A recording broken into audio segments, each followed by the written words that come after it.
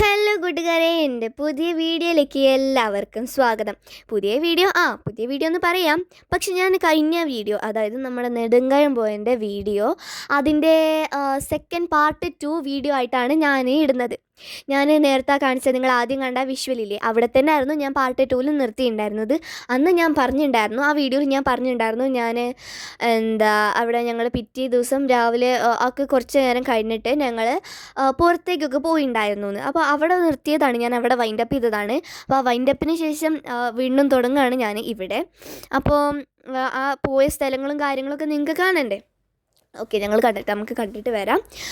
അങ്ങനെ ആദ്യം തന്നെ ഞാൻ പറഞ്ഞ പോലെ നേരത്തെ നിങ്ങൾ ആ കണ്ട സ്ഥലം, അത് കഴിഞ്ഞിട്ട് അവിടെ ഒരു പാർക്കിംഗ് ആണ്, നമ്മുടെ ആ തേക്ക് പ്ലാന്റേഷൻ. അവിടെ നമുക്കൊരു വേറെ കുറേ വീടുകളോ അങ്ങനെ കുറച്ച് ഇതൊക്കെ ഉണ്ട്, കെട്ടിടങ്ങളൊക്കെ ഉണ്ട്. ദാണ്ടെ ആ കാണുന്ന സ്ഥലമല്ലേ, അവിടെ ആയിട്ടാണ് നമ്മുടെ പാർക്കിങ്. പിന്നെ അവിടെ നിന്ന് മേലെ വരുമ്പം നമ്മുടെ IB, അത് കഴിഞ്ഞിട്ടാണ് നമ്മുടെ ഈ ഒരു പ്രതിമ. ആദ്യം തന്നെ കാണുന്നതാണ് ഈ ഒരു പ്രതിമ കഴിഞ്ഞിട്ട് നമുക്ക് ഒരുപാട് സംഭവങ്ങളൊക്കെ ഉണ്ട്. ആദ്യം നമ്മൾ കാണുന്നതാണ് ഈ പ്രതിമ, ഈ ഒരു നെടുങ്കയം അതിൻ്റെ ഒരു ഭാഗമായിട്ട് ആദ്യം കാണുന്നത് നമ്മുടെ ഈ ഒരു പ്രതിമയാണ്. അപ്പോൾ ഈ പ്രതിമയെ പറ്റി പറയുകയാണെങ്കിൽ, ഇത് നമ്മുടെ ഒരു ചോല നായിക്കാസ് വിഭാഗം എന്ന് പറഞ്ഞ അവരുടെ ഒരു ശില്പമാണ്. അപ്പം ഇതാണ് നമ്മുടെ മാത്ത് എന്ന് പറയുന്നത്. ഈ ഇടത്ത് ഭാഗത്ത് നിൽക്കുന്നതാണ് മാത്തൻ. നമ്മളിങ്ങനെ നോക്കുമ്പോൾ നമ്മുടെ ഇടത് ഭാഗമാണല്ലോ, അങ്ങനെ നിൽക്കുന്നതാണ് നമ്മുടെ മാത്തൻ. അതിൻ്റെ നടുവിൽ നിൽക്കുന്ന ഈ ഒരു നായ്ക്കുട്ടി അവരുടെ നായയാണ് കേട്ടോ. പിന്നെ ഈ കാണുന്ന ഇവരാണ് നമ്മുടെ ഈ ഒരു മാത്തൻ്റെ ഭാര്യ. അപ്പം അവരുടെ പേരാണ് കരിക്ക. മാത്തനും കരിക്കയും അങ്ങനെയാണ് അവരുടെ പേര്. അങ്ങനെ ഈ മാത്തൻ്റെയും കരിക്കയുടെയും ശില്പം ഇത്രയും ട്രൈബൽസ് ഉണ്ടായിട്ട് ഈ ഒരു ചോലനായിക്കാസ് ഗ്രൂപ്പിൽ നിന്ന് ഇവരെ മാത്രം ഇവിടെ വെക്കാൻ കാരണം എന്താണെന്ന് വെച്ച് കഴിഞ്ഞാൽ, ഇവരാണ് അവരുടെ മൂപ്പൻ. അപ്പം ഇവിടെ നമുക്ക് അതിൻ്റെ തൊട്ടുപത്തായിട്ടൊരു ശില്പമുണ്ട്. Cholanaickas who lived in the evergreen forest of Nilambur area, one of the few survive hunter gatherer tribes in the country and the only tribal community in Asia that live in rock cave shelters. Chola means deep ever green forest and Naikan means king. They live in rock shelters called Kalulai. Their language is a mixture of Malayalam, Tamil and Kannada. ബാക്കി എനിക്ക് വായിക്കാൻ സമയം കിട്ടിയില്ല, ഞാൻ video എടുക്കുന്ന സമയത്ത് തന്നെയാണല്ലോ ഞാൻ വായിക്കുന്നത്. അപ്പോൾ അതാണ്ട് ആ കല്ല് അവിടെ ഉണ്ട്. ഞാൻ അതിനെ പറ്റിയിട്ട് മലയാളത്തിൽ എക്സ്പ്ലെയിൻ ചെയ്തു തരാം. മലയാളത്തിൽ നിങ്ങൾക്ക് ഞാനിത് എക്സ്പ്ലെയിൻ ചെയ്ത് തരികയാണെങ്കിൽ, ഞാൻ പറയുകയാണെങ്കിൽ ഞാൻ ആദ്യം മുതൽ പറയാം. നമ്മുടെ ചോലനായിക്കാസ് വിഭാഗം എന്ന് പറഞ്ഞൊരു ട്രൈബൽ ഗ്രൂപ്പ്, അവർ ഈ ഒരു കാട്ടിൽ താമസിക്കുന്നുണ്ടായിരുന്നു. അവർ വെറും ട്രൈബൽസ് അല്ലാട്ടോ, ഏഷ്യയിലാകെയുള്ള ഈ ഒരു ട്രൈബൽ വിഭാഗം എന്ന് പറഞ്ഞാൽ ഈ ചോലനായിക്കാസ് ഏഷ്യയിലുള്ള ഏക ട്രൈബലായിരുന്നു കേട്ടോ. ആകെയുള്ള ട്രൈബൽസ് എന്ന് പറഞ്ഞാൽ ഈ ഒരു ചോലനായിക്കാസ് ആയിരുന്നു, അതും ഏഷ്യയിൽ. അതിൽ ചോല മീൻസ് നല്ല എവർഗ്രീൻ ഫോറസ്റ്റ് മീൻസ് ചോലനായിക്ക എന്നാണല്ലോ അവരുടെ ആ ഒരു ഗ്രൂപ്പിൻ്റെ പേര്. അതിൽ ചോല എന്ന് പറയുന്നത് എന്തായിരുന്നു, എവർഗ്രീൻ ഫോറസ്റ്റ് മീൻസ് നല്ല കൊടുങ്കാട്. പിന്നെ നായിക്ക മീൻസ് ഒരു കിങ്, ഒരു തലവൻ, അങ്ങനെയുള്ള ഒരു ലീഡർഷിപ്പ്. അതാണ് നമ്മുടെ ആ ഒരു ട്രൈബലിൻ്റെ പേര്. ഇനി അവർ താമസിച്ചിരുന്ന നമ്മുടെ ഈ ഒരു കാട്ടിൽ ഒരു റോക്ക് ഷെൽട്ടേഴ്സ്, അതിന് പേര് കല്ലൂലായി, അങ്ങനെ എന്താണെന്നോ അതിൽ കല്ലൂലായി, അത് അങ്ങനെ ഒരു പേരായിരുന്നു അതിൽ കൊടുത്തിട്ടുണ്ടായിരുന്നത്. അങ്ങനെയുള്ള പേരുള്ള ഒരു റോക്ക് ഷെൽട്ടറിൻ്റെ മീൻസ് ഒരു കല്ല്, ഒരു ഗുഹ, കേവ്, അതിൻ്റെ ഉള്ളിലായിട്ടായിരുന്നു അവർ താമസിച്ചിട്ടുണ്ടായിരുന്നത്. ഇനി ഇവരുടെ ലാംഗ്വേജ് എന്താണെന്ന് വെച്ച് കഴിഞ്ഞാൽ, നമ്മുടെ ഈ ഒരു മലയാളം, തമിഴ്, അതുപോലെ കന്നഡ മിക്സ്ചറാണ്, അതിൻ്റെ ഒരു മിക്സ്ചറാണ്. അത് മിക്സ് ചെയ്തിട്ടുള്ള ഒക്കെ മലയാളവും തമിഴും അതുപോലെ കന്നഡയും മിക്സ് ആയിട്ടുള്ള ഒത്തുകൂടിയ ഒരു ഭാഷയാണ് അവരുടെ ഒരു ഭാഷ എന്ന് പറയുന്നത്. അങ്ങനെ ഈ ഒരു ഞാൻ നേരത്തെ പറഞ്ഞു വന്ന പോലെ നമ്മുടെ ഈ ഒരു റോക്ക് ഷെൽട്ടർ, അത് ഈ ഒരു സ്കൾപ്ചർ ഉണ്ടാക്കിയത്, ഈ ഒരു സ്ഥലം ഉണ്ടാക്കിയത് നമ്മുടെ അതിൽ മുതിർന്ന ആളായ നമ്മുടെ മാത്തൻ, അതായത് ഞാൻ നേരത്തെ പറഞ്ഞ അയാൾ, അദ്ദേഹമാണ് ഈ ഒരു റോക്ക് ഷെൽട്ടർ ഉണ്ടാക്കിയത്. അദ്ദേഹത്തിൻ്റെ ഭാര്യയാണ് ഈ കരിക്ക എന്ന് പറഞ്ഞാൽ നേരത്തെ ഇതൊക്കെ പറഞ്ഞിട്ടുണ്ടായിരുന്നു, ശില്പം കാണിച്ചപ്പോൾ ഞാൻ പറഞ്ഞിട്ടുണ്ടായിരുന്നു. ഇവർ 2005 റിപ്പബ്ലിക് ഡേ ആഘോഷിക്കാൻ വേണ്ടിയിട്ട് നമ്മുടെ ന്യൂഡൽഹിയിൽ വിളിച്ചിട്ടുണ്ടായിരുന്നു.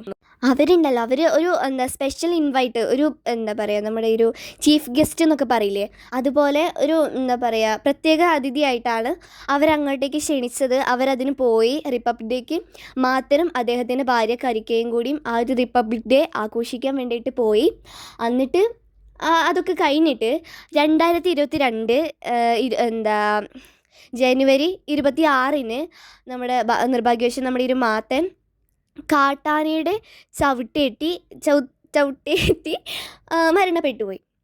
അങ്ങനെയാണ് അത്രയും ഇൻഫർമേഷനാണ് ആ ഒരു കല്ലിൽ കൊടുത്തിട്ടുണ്ടായിരുന്നത് കേട്ടോ. എനിക്ക് ഇംഗ്ലീഷിൽ ഫുള്ള് നിങ്ങൾക്ക് വായിച്ചു തരാൻ സമയം കിട്ടില്ല, കാരണം അപ്പത്തിന് ആ കല്ല് എനിക്ക് വീഡിയോ എടുക്കുമ്പോൾ എനിക്ക് അത്രയും വായിക്കാൻ സമയം കിട്ടിയുള്ളൂ. ഇനി ഇവിടെ നല്ലൊരു വളരെ ഹൃദയസ്പർശിയായൊരു കഥ ഇറങ്ങിക്കിടക്കുന്നുണ്ട് കേട്ടോ. വളരെ വിസ്മയവും അതുപോലെ ഒരു വനത്തെ സ്നേഹിച്ച ഒരു ഉദ്യോഗസ്ഥൻ്റെ, മീൻസ് ബ്രിട്ടീഷ് എൻജിനീയറുടെ ഒരു കഥ. 1897 ജനിച്ച ബ്രിട്ടീഷുകാരനായ മിസ്റ്റർ ES ഡൗസൺ എന്ന IFES ഉദ്യോഗസ്ഥൻ നമ്മുടെ ബ്രിട്ടീഷ് ഭരണത്തിൻ്റെ കീഴിലായിരുന്ന ഇന്ത്യയിലേക്ക് 1931, അതായത് 1931 അന്ന് ഇവിടെ തൻ്റെ ജോലിയുടെ ഭാഗമായിട്ട് തൻ്റെ ഭാര്യയുമായി ഇവിടെ വന്നു. ഇവിടെ നമ്മുടെ നിലമ്പൂർ നെടുങ്കയത്ത് വന്നു. അദ്ദേഹം ഉണ്ടാക്കിയ IB ആണ് നമ്മുടെ ബംഗ്ലാവാണ് നമ്മുടെ മുകളിൽ ഞാനിപ്പോൾ നിൽക്കുന്ന ആ ഒരു ബിൽഡിംഗ് എന്ന് പറയുന്നത്. അദ്ദേഹം നിർമ്മിച്ചത്, അദ്ദേഹം എന്തിനാണ് ഇവിടെ വന്നതെന്ന് വെച്ചാൽ അദ്ദേഹത്തിൻ്റെ ജോലിയുടെ ഭാഗമായിട്ട്.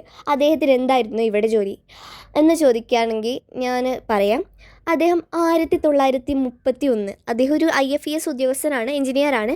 സോ അദ്ദേഹം 1931 നമ്മുടെ ചെറുപുഴയ്ക്ക് സമീപവും അതുപോലെ തന്നെ 1933 നമ്മുടെ ഈ ഒരു കരിമ്പുഴ അവിടെ 2 സ്ഥലത്തും നല്ല മനോഹരമായ 2 ഇരുമ്പ് പാലങ്ങൾ നിർമ്മിക്കാൻ വേണ്ടിയിട്ട് അദ്ദേഹം നേതൃത്വം നൽകി.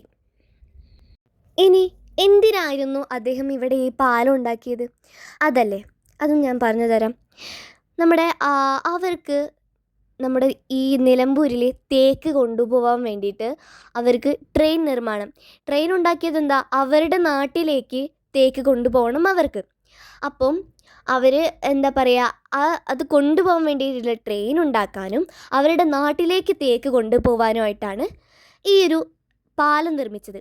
അവർക്ക് ഇതിലൂടെ സുഖമായിട്ട് നമ്മുടെ ഈ ഒരു തേക്ക് കൊണ്ടുപോകാൻ വേണ്ടിയിട്ടായിരുന്നു അവർ ഈ പാലം ഉണ്ടാക്കിയത്. പക്ഷെ എന്നിരുന്നാലും എന്തൊക്കെ ആയാലും അതിന് അവരുടെ ആവശ്യത്തിനാണെന്നെങ്കിലും നമ്മുടെ ഈ ഒരു മിസ്റ്റർ ES ഡൗസൺ നമ്മുടെ ഈ ഒരു നിലമ്പൂർ കാടിനെ, നമ്മുടെ ഇവിടെയുള്ള ഒരു കാടിനെ വളരെയധികം സ്നേഹിച്ചിട്ടുണ്ടായിരുന്നു അദ്ദേഹം. ഇനി അദ്ദേഹത്തിനിപ്പോൾ എന്ത് പറ്റി എന്നതും ഞാൻ പറയാം. 1938 അദ്ദേഹം ഒരു ദിവസം കുളിക്കാൻ ഇറങ്ങിയതായിരുന്നു. ഇവിടെ പതിവ് പോലെ തന്നെ അദ്ദേഹം എന്നും പതിവ് പോലെ പുഴയിലാണ് കുളിക്കാറ്. അതുപോലെ അദ്ദേഹം പുഴയിലേക്ക് കുളിക്കാൻ ഇറങ്ങിയതാണ്. ഞാൻ നേരത്തെ കാണിച്ചതാണ്ട് ആ കാണുന്ന ഒരു ഞാൻ നേരത്തെ ചൂണ്ടിക്കാണിച്ചിട്ടുണ്ടായിരുന്നില്ലേ, ഞാനും എൻ്റെ അനിയനും. അവിടെ ഒരു കഴമുണ്ട്. അദ്ദേഹം കുളിക്കുന്നതിനിടയിൽ നിർഭാഗ്യവശാൽ കാല് തെറ്റി ആ കഴുത്തിലോട്ട് വീണ് അദ്ദേഹം അവിടെ മരണപ്പെട്ടു. അങ്ങനെയാണ് അദ്ദേഹം മരണപ്പെട്ടു പോയി. ഇവിടെ തന്നെ മറവ് ചെയ്തിട്ടുണ്ട് കേട്ടോ. ഇവിടെ തന്നെ ഞാനിപ്പോൾ കാണിച്ചു തരാം. ഞങ്ങളിപ്പോൾ അങ്ങോട്ടേക്കാണ് പോയിക്കൊണ്ടിരിക്കുന്നത്, പക്ഷെ ഞങ്ങൾ അങ്ങോട്ടേക്ക് കയറിയില്ല. ഞങ്ങൾ കഴിഞ്ഞ പ്രാവശ്യം പോകുമ്പം ഞങ്ങൾ അങ്ങോട്ടേക്ക് കയറിയതാണ്. അപ്പം ഈ ഒരു പുഴയിലിറങ്ങാൻ വേണ്ടിയിട്ട് നമുക്ക് അനുവാദമല്ല കേട്ടോ. അതിന് വേണ്ടിയിട്ടുള്ള ഒരു ബോർഡ് ഇവിടെ കൊടുത്തിട്ടുണ്ട്. ആ ബോർഡ് ഞാൻ വായിച്ചു തരാം. ഇതിലും ഞാൻ പറഞ്ഞതുപോലെ നമ്മുടെ ഈ മിസ്റ്റർ ES ഡൗസൻ്റെ ഇതുണ്ട് കേട്ടോ,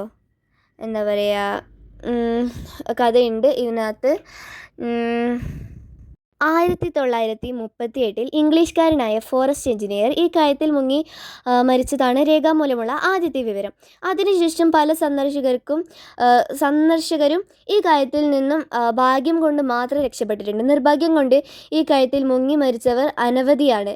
ഏറ്റവും അവസാനം ഈ കയത്തിൽ മരണപ്പെട്ടത് 2024 ഫെബ്രുവരി 9 മലപ്പുറം ജില്ലക്കാരായ ആയിഷ റിദ ഫാത്തിമ മോസിന എന്നീ 2 സ്കൂൾ വിദ്യാർത്ഥികളാണ്. ഈ കയത്തിൽ എക്കാലത്തെയും അവസാനത്തെയും അതായിരിക്കട്ടെ അന്നായിരുന്നു ഈ കയത്തിൽ നീന്തുന്നത് കർശനമായി നിരോധിച്ചിരിക്കുന്നു.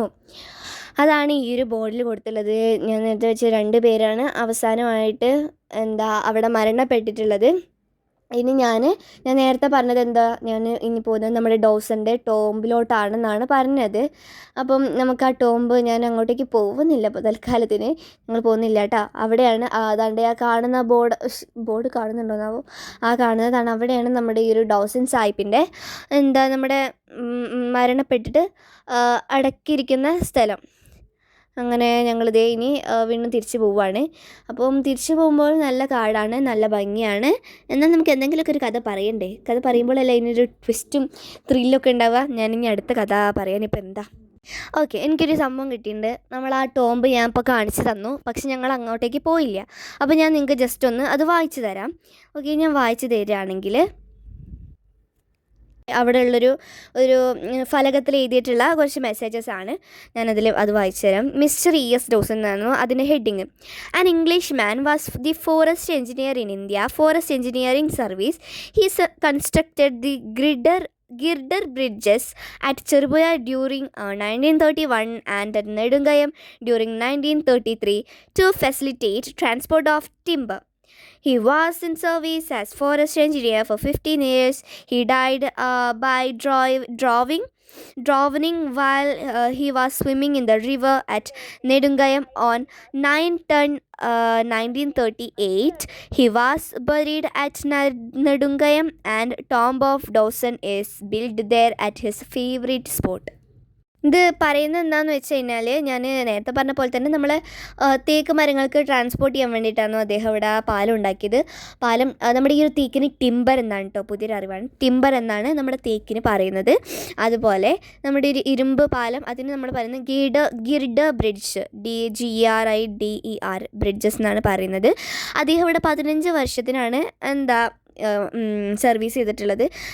അദ്ദേഹം കുളിച്ച് നീന്തുന്നതിന് സമയത്താണ് അദ്ദേഹം ഇവിടെ മരിച്ചത്. നമ്മുടെ എന്താ പറയുക, എത്രാം തീയതി, 10 എന്ന് പറയുമ്പം ഡിസംബർ, നവംബർ, സെപ്റ്റംബർ മാസം 9-ാം തീയതി 1938 അദ്ദേഹം ഇവിടെ മരിച്ചത്. കറക്റ്റ് ഡേറ്റ് 9/10/1938 എന്നാണ് കറക്റ്റ് ഡേറ്റ് വരുന്നത്. പിന്നെ അദ്ദേഹത്തിൻ്റെ ഈ ഒരു ശരീരം അടക്കിയ സ്ഥലം എന്ന് പറയുന്നത് അദ്ദേഹത്തിൻ്റെ ഫേവറേറ്റ് ആയിട്ടുള്ള സ്ഥലമാണ് കേട്ടോ. അദ്ദേഹത്തിന് നമ്മുടെ ഈ ഒരു നിലമ്പൂർ കാടിൽ ഒരു ഫേവറേറ്റ് ആയിട്ടുള്ള സ്ഥലമുണ്ട്. ആ സ്ഥലത്താണ് നമ്മുടെ ഈ ഒരു നമ്മുടെ ഒരു കാടിൻ്റെ തോന്നുന്നു അവിടെ ആയിട്ടാണ് നമ്മുടെ സ്ഥലം കണ്ടിട്ടുണ്ട്, പക്ഷെ കാടിൻ്റെ നടുവാണ് എങ്ങനെ പറയാൻ പറ്റില്ല. ആ ഒരു സ്ഥലത്തായിട്ടാണ് നമ്മുടെ ഈ ഒരു ഡോസൻ സാഹിബിൻ്റെ നമ്മുടെ ഈ ഒരു അടക്കം ചെയ്ത കല്ലറ ഉണ്ടാവുമല്ലോ, അതൊക്കെ സ്ഥാപിച്ചിട്ടുള്ളത് കേട്ടോ. അങ്ങനെ നിൽക്ക് നമ്മുടെ ഡോസൻ സാഹിബിൻ്റെ കഥ കഴിഞ്ഞു, നമ്മുടെ ട്രൈബൽസിൻ്റെയും കഥ കഴിഞ്ഞു. ഇനി നമുക്ക് നമ്മുടെ കഥ കേൾക്കണ്ടേ? നമ്മുടെ കഥ കേൾക്കാൻ ആരെങ്കിലും താല്പര്യപ്പെടുന്നുണ്ടോ? അങ്ങനെ നമുക്ക് നമ്മുടെ കഥ പറയാം. അങ്ങനെ നമ്മളിപ്പോൾ നിൽക്കുന്നത്, ഞങ്ങളിപ്പോൾ ഇവിടെ നമ്മുടെ ഒരു കാട്ടിൽ താമസിക്കുന്ന കുറച്ച് പേരുണ്ടല്ലോ. അപ്പോൾ പപ്പനെ അറിയുന്ന ഒരാളുണ്ട് ഇവിടെ. അപ്പോൾ അവരെ കാണാൻ വേണ്ടിയിട്ടായിരുന്നു വന്നത്. പക്ഷേ അവരിവിടെ ഉണ്ടായിരുന്നില്ല. നമ്മളും ചെറുതായിട്ടൊന്ന് എന്താ പറയണമെന്ന് എനിക്കറിയില്ല, ചെറുതായിട്ടൊന്ന് ശശിയായിപ്പോയി. എന്നാലും കുഴപ്പമില്ല, നമ്മൾ ഇറങ്ങിയതല്ലേ. ഇനിയിപ്പോൾ ഇറങ്ങിയിട്ട് എവിടെയെങ്കിലുമൊക്കെ പോയിട്ട് വരാമെന്ന് പറഞ്ഞിട്ട് ആ വീടിൻ്റെ തൊട്ട് പുറകിലായിട്ട് ഒരു പുഴ ഉണ്ടായിരുന്നു, നമ്മുടെ നെടുങ്ങാനും പുഴ തന്നെ അതുണ്ടായിരുന്നു. നമ്മൾ അങ്ങോട്ടേക്ക് വന്നു. ഇത് കണ്ടു, നമ്മുടെ ആനപ്പന്തിയിലോട്ടാണ് നമ്മളിപ്പോൾ പോയിക്കൊണ്ടിരിക്കുന്നത്. ആനപ്പന്തീൻ്റെ തൊട്ടപ്പുറത്ത് തന്നെയാണ്. അപ്പോൾ കുറേ ആളുകളായി കൂടെ പോകുന്നുണ്ടായിരുന്നു, കണ്ടില്ലേ? ഇനി നമുക്ക് ആനപ്പന്തീനെ പറ്റിയിട്ടുള്ള വിശേഷങ്ങൾ കാണാം. Okay, Anappanthi, elephant ക്രാൽ. ആനപ്പന്തി പ്രവർത്തനം ആരംഭിച്ചത് 1935 അന്ന് 41 ആനകൾ ഉണ്ടായിരുന്നു ഇവിടെ. Oh my god. കേരളത്തിലെ വിവിധ സ്ഥലങ്ങളിൽ നിന്ന് വാരിക്കുഴിയിൽ പിടിച്ച ആനകളെ ഇവിടെ മെരുക്കിയെടുക്കാൻ കൊണ്ടുവന്നിരുന്നു. ബ്രിട്ടീഷ് ഇവിടെ മൊത്തം 5 ആനപ്പന്തികൾ വരെ ഉണ്ടാക്കിയിരുന്നു. ഇവിടെ മെരുക്കിയെടുത്ത അവസാനത്തെ ആന കുഷനാണ്. കുഷൻ എന്ത് പേരാ, എന്നാലും ആന തന്നെയാണ്. ഇനി ബാക്കി നമുക്ക് വായിക്കാം. ഒരു സെൻറ്റൻസ് കൂടി ഉണ്ട്, അതും കൂടി കേട്ടിട്ട് നിങ്ങളിപ്പോൾ തൽക്കാലത്തിന് പോയാൽ മതി. എന്താണെന്ന് വെച്ചാൽ നമ്മുടെ ലാസ്റ്റത്തെ സെൻറ്റൻസ് ഞാൻ കുറച്ച് വിശദമായിട്ട് പറയാം. എന്തായാലും കുറച്ച് മാത്രം മതി. നമ്മുടെ ഈ ഒരു കുഷൻ എന്ന് പറഞ്ഞ ആനയില്ലേ, അതിനെ പിടിച്ച നമ്മുടെ ഈങ്ങാറിൽ എന്ന് പറഞ്ഞൊരു ഈങ്ങാറിൽ നിന്നായിരുന്നു.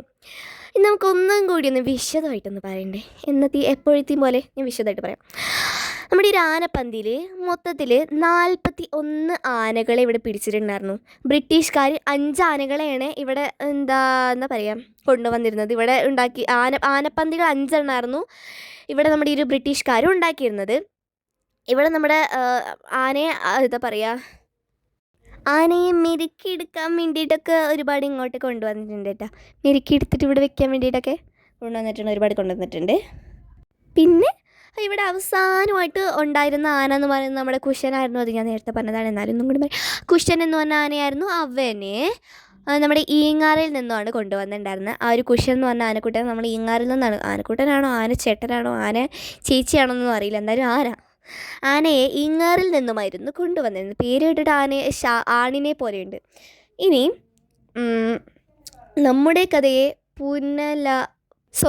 പുനരാരംഭിക്കുകയാണ്. അതന്നെ പുനരാരംഭിക്കുകയാണ്. അപ്പം നമ്മുടെ തേക്കിനെ പറ്റി എനിക്ക് പറയാൻ വയ്യ. നിൻ്റെ കഥ മാത്രമേ ഞാൻ പറയുള്ളൂ. ഞങ്ങളങ്ങനെ ഇതിലൂടെ ഒക്കെ കുറേ നേരം നടന്നു വന്നു. എന്തായാലും തേക്ക് കണ്ടു പറയാലേ. ഓക്കെ, ലോകത്തിലെ ഏറ്റവും വലിയ തേക്ക് ലോകത്തിലെയാണോ? അതെ, ലോകത്തിലെ ഏറ്റവും വലിയ തേക്ക് ഉണ്ടായിട്ടുള്ളത് നമ്മുടെ സ്വന്തം നിലമ്പൂർ തേക്ക് മ്യൂസിയത്തിൽ നിന്നുമാണ്. എന്നാൽ നിലമ്പൂരിൽ നിന്നുമാണ്. നമ്മുടെ ഇൻസ്പെക്ഷൻ ബംഗ്ലാവിലേക്ക് നമ്മൾ ഒന്നും കൂടി ഇറങ്ങി. എന്തൊക്കെയോ പരിപാടി കണ്ടി. എന്നാലും ഞാനത് കയറി വരുമ്പോഴേ അപ്പോൾ എടുത്തതാണ് കേട്ടോ, ഞാൻ അറിയാതെ എടുത്തതാണ്, കണ്ടില്ലേ? അതുകൊണ്ടാണ് ഭയങ്കര ഷെയ്ക്കിങ്ങൊക്കെ. അപ്പോൾ എടുക്കണോണ്ട് തന്നെ ഞാൻ കുറച്ച് എന്താ പറയുക ഓവറൊക്കെ ആക്കി. അപ്പം പിന്നെ ഞാൻ യൂട്യൂബിൽ എന്തായാലും ഇടല്ലേ ഇനിയിപ്പോൾ ഇടാന്നൊക്കെ ഓർത്ത് അതാണ്ട് ഞാൻ കാണുന്നത് കണ്ടോ, അവിടെ ഒരു ആന ശ്രദ്ധിച്ച് നോക്കി നമ്മുടെ തുമ്പിക്കൈയും വാലാട്ടിലൊക്കെ കാണുന്നില്ലേ? എന്നെ ഈ പോകുന്ന ഈ ഒരു ജീപ്പിനെ ആന കുറച്ച് നേരം കളിപ്പിച്ചു. കളിപ്പിക്കുക മാത്രമല്ല ഞങ്ങളോടും കുറച്ച് കുറുമ്പൊക്കെ കാണിച്ചു.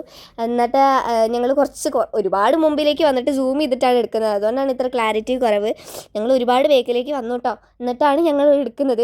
എന്താണെന്ന് വെച്ചാൽ ഞങ്ങളിങ്ങനെ വരുമ്പോൾ ഈ ഒരു ആന ഇവിടെ കുറച്ച് ആനക്കൂട്ടുണ്ട്. ഇത് ഞങ്ങൾ വന്നില്ലേ, അന്ന് വൈകുന്നേരം തൊട്ട് ഇതുവരെ ഈ ഒരു ആനക്കൂട്ടം നമ്മുടെ ആ ഒരു കാടിൻ്റെ ഉള്ളിലേക്ക് പോയിട്ടില്ല. അവരിവിടെ തന്നെ ഉണ്ടായിരുന്നു കേട്ടോ. പിന്നെ അന്ന് ഞങ്ങൾ ഈ ഒരു ആനക്കൂട്ടത്തിന് കാണാനായിട്ട് ഞങ്ങൾ അവിടെ നിന്ന് ഇങ്ങോട്ട് വന്നു. എന്നിട്ട് കണ്ടതുമില്ല, എന്നിട്ട് മടങ്ങിപ്പോയിട്ട് ഞങ്ങൾ വെള്ളക്കുപ്പിയും മേടിച്ചിട്ട് ഞങ്ങൾ മടങ്ങിപ്പോയി. അപ്പം ഞങ്ങൾ പ്രതീക്ഷിക്കാതെ ഞങ്ങൾ പോവുകയാണെങ്കിൽ ഇപ്പോൾ വീട്ടിലേക്ക് പോവുകയാണ്. ആ പോകുന്ന സമയത്താണ് ഈ ആനക്കൂട്ടനെ കണ്ടത്. ഇതിന് ഞങ്ങൾ നേരിട്ട് കണ്ട വിഷ്വൽസ് ഞാനിപ്പോൾ എടുക്കാം. കാരണം എന്താണെന്നറിയോ, ഞങ്ങൾ വീഡിയോ എടുക്കാൻ നിന്നപ്പോൾ പപ്പയുടെ കയ്യിലായിരുന്നു ഫോൺ, പപ്പയുടെ പോക്കറ്റിലായിരുന്നു ഫോൺ. എല്ലാവരും പറയുന്നുണ്ട് വീഡിയോ എടുക്കുമെന്ന് പറയുന്നുണ്ട്. പക്ഷേ ഞങ്ങളവിടെ പപ്പ ജസ്റ്റ് ഒന്ന് അവിടെ നിർത്തി. പിന്നെ എന്താ പറയുക, ആന അവിടെ നിന്ന് കുറച്ച് കുറുമ്പ് കാണിച്ചിട്ടോ. ആനക്കുട്ടനായിരുന്നു, അവന് കുറച്ച് കുറുമ്പ് കാണിച്ചിട്ട് സൗണ്ടൊക്കെ ഉണ്ടാക്കി. അപ്പം ഞങ്ങൾ വേഗം അവിടെ നിന്ന് പോന്നു. അതാണ് ഈ ജീപ്പ് ഇതുവരെ അവിടെ നിന്ന് പോയിട്ടില്ല, കുറച്ച് കുറുമ്പൊക്കെ കാണിച്ചിട്ടോ. നമ്മുടെ ആന കണ്ടോ, അത്ര എടുക്കാൻ പറ്റുള്ളൂ. ഞങ്ങൾക്ക് എന്താ പറയുക പേടിയും കൊണ്ട് എടുക്കാൻ പറ്റിയില്ല കേട്ടോ. ആന അവിടെ ഉണ്ട്. പിന്നെ അത് ഞാൻ എന്താ പറയുക സൗണ്ട് ഉണ്ടാക്കിയപ്പോഴേ പേടിച്ചോടിപ്പോയിട്ടോ. ഞങ്ങൾ പേടിച്ചോടിപ്പോയി, ആനയല്ലേ. പിന്നെ ഇതാണ് നമ്മുടെ ഒരു Nedumkayam office, means forest office. നമുക്ക് ഫോറസ്റ്റ് സ്റ്റേഷൻ എന്നാണ് അതിൽ കൊടുത്തില്ല. അപ്പം അവിടെ നമുക്ക് പൈസ അടയ്ക്കേണ്ടായിരുന്നു. അത് നമ്മൾ അടച്ചു. ഇനി എന്താ പ്രത്യേകിച്ച് ഒന്നുമില്ല, ഇനി വീട്ടിലേക്ക് പോവാം. ഞങ്ങളിപ്പോൾ പിന്നെ പറഞ്ഞു നമുക്കൊന്ന് തിരിച്ചു പോയി നോക്കിയാലോ എന്നായിരുന്നു പപ്പനോട് പറഞ്ഞുകൊണ്ടിരുന്നേനെ. പക്ഷേ പപ്പ സമ്മതിച്ചില്ല. എന്നാൽ ഇനിയിപ്പോൾ ഞങ്ങൾ മടങ്ങി, ഞങ്ങൾ തിരിച്ചു പോവാണ്. സോ ഞാൻ കണ്ടിട്ട് നമ്മുടെ ചെറുപുഴം പാലം ഞാൻ മറന്നുപോയി പറയാം. നമ്മുടെ 1938 എന്നൊക്കെ എഴുതിയിട്ടില്ലേ, ആ ഒരു എന്താ പറയുക പാലമാണിത്, ചെറുപുഴ പാലം. അപ്പോൾ പിന്നെ ഇന്നത്തെ വീഡിയോ ഇത്രയേ ഉള്ളൂ. ഇഷ്ടപ്പെട്ടാൽ ലൈക്കും ഷെയറും സബ്സ്ക്രൈബും ചെയ്യണം. Bye, see you next video.